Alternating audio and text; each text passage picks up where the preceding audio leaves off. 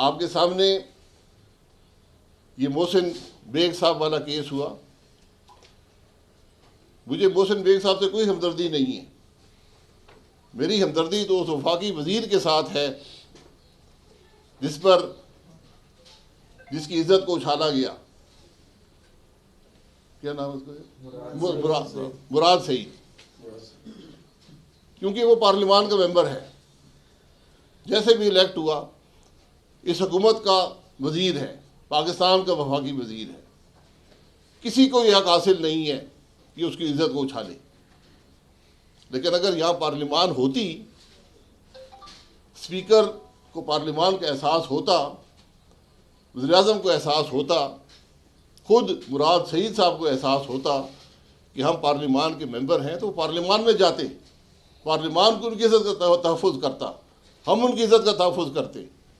हम पूछते मोहसिन बेग से कि तुम्हें किसने इख्तियार दिया है कि तुम्हें एक किताब जो बैन हो चुकी है मुल्क के अंदर, उसमें से तुम अल्फाज उठाकर इस्तेमाल कर रहे हो पब्लिक टीवी पर।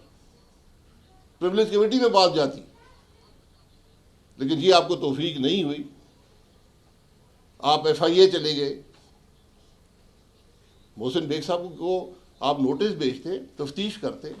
16 तारीख को केस दर्ज होता है, 16 को ही हमलावर होते हैं मोहसिन बेग साहब के घर पे, तशद्दुद करते हैं, थाने ले जाते हैं, फिर तशद्दुद करते हैं, हड्डियाँ तोड़ते हैं। ये इस्लामी जमहूरिया पाकिस्तान है। मोहसिन बेग साहब ने जो भी कानून तोड़ा है उनको जवाबदेह होना पड़ेगा। मैं नहीं जानता हूँ मोहसिन बेग साहब को, इमरान खान साहब जानते होंगे, मुराद सईद साहब जानते होंगे,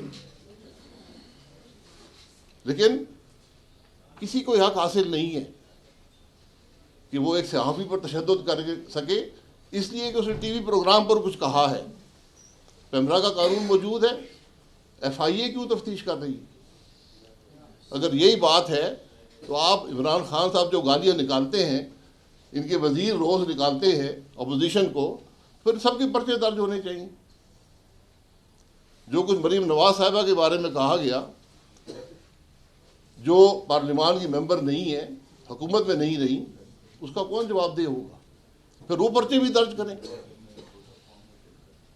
तो हम तो यही कह सकते हैं कि इस मामले को पार्लियामान में लाते। और मैं वज़ीर तालीम शफ़क़त महमूद साहब से ज़रूर कहना चाहूँगा कि नेशनल सिंगल करिकुलम से सफ़ा 273 जो है वो हदफ कर दें, क्योंकि यही बयान दिया गया है कि सफ़ा 273 में सारा मामला है। ये अफसोसनाक बातें हैं, नहीं होना चाहिए था। आज भी मोहसिन बेग साहब को रिलीज़ करें, अदालत में तफ्तीश दें, चालान मुकम्मल करें, अदालत का सामना करें।